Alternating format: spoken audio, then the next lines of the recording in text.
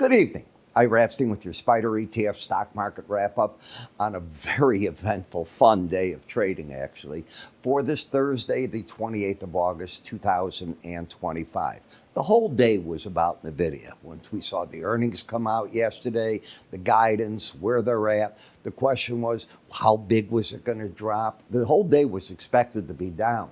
To my surprise, the market actually, right on the opener, popped higher. I'm going, what? It gave that up and it never revisited that later in the day. But the main four stock indices were higher.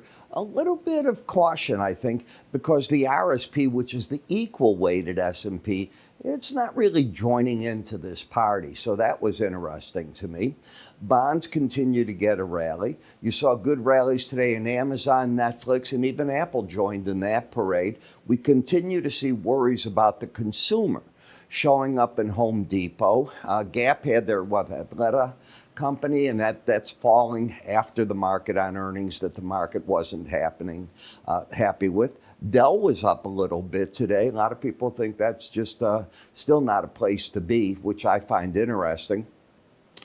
Tesla down about $3. Now, in terms of news, tomorrow you're going to get one of the Fed's favorite indicators, the personal income spending PCE price index data. That's going to come out at 7:30. Then we're going to see the August Chicago Fed Purchasing Manager Index, and that comes out at 8:45. University of Michigan, final. The word is final here.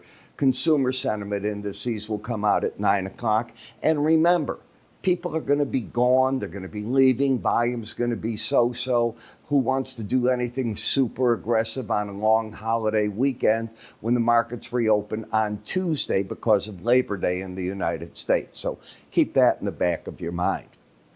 Now, when we take a look at ETHV, you can see how the market's starting to break down a little bit here. The pattern is still bullish at this time, but it really cannot afford to take out 64.70, which is from here about 32 cents away.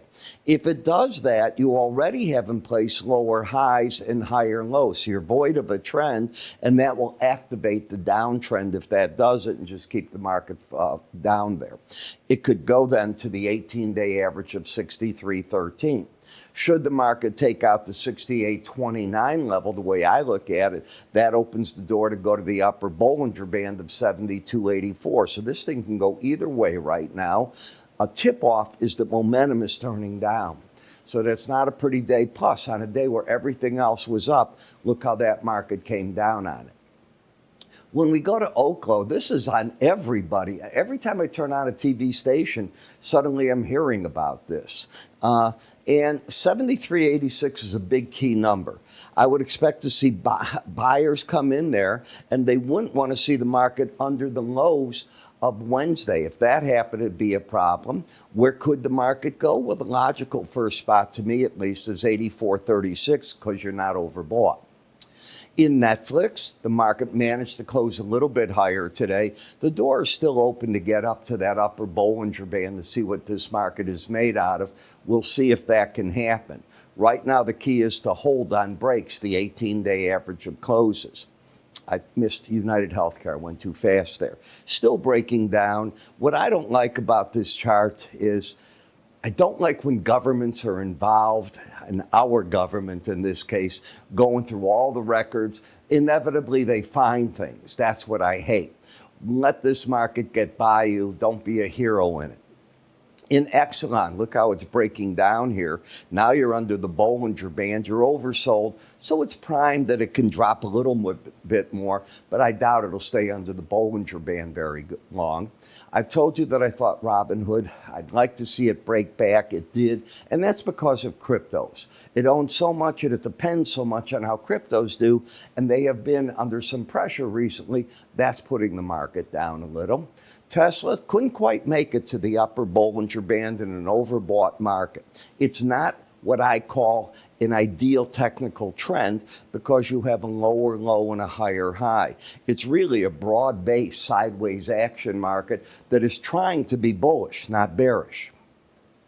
In Joby, The question for me is, with the embedded reading, the market gets sold on these rallies, looking to see how deep it can dive. This market broke out from way down here. So it can afford still to fall back in the marketplace and still be doing good after that big rally. In XLF, you are now developing a bullish embedded reading. This could put this market even higher. It's coming alive because the closer we get to the Fed starting to cut interest rates, the more exciting things get. Then we come over to the industrial sector, which is run into its brick wall, the upper Bollinger Band. Very difficult to get out of its way right now, because so many people are probably going on holiday. But once they come back, that could change, and maybe you start pushing on that band further the way you're doing on the energy select sector, which is riding the Bollinger Band. We have that gorilla glue trade as the market now pushes on the band and tries to get a developed embedded reading out of it. In the gold, this is the area where it's probably going to see some profit taking, but all systems are go as far as I can see. But it's overbought. First challenge of the Bollinger Band, probably a good spot to cash in a little bit. Same in the silver market. Cash in a little bit, but don't give up your total positions, is what I'm saying. In the copper market, still coming up here, embedded, can still go even higher on that. BND, higher lows, higher highs. Again, these are the markets that are running before the anticipated Fed interest rate cut. UUP and the dollar. Remember my dollar report? I said I think we're going to be stuck for August in the sideways action. It's exactly what's happening, and the same in the FXE. So no changes in those two. There is one thing I'm going to remind you of. Remember, we're having our sale, 1/3 off any of our courses or any of the research products that we have. You find out more by going to iraepstein.com. This is only until Labor Day. There's icons up here that you can move your cursor to. Give them a click. It'll take you right there. I'm Ira. Have yourself a great evening. Watch the other videos tonight, and I'll catch up with you in the morning. Take care.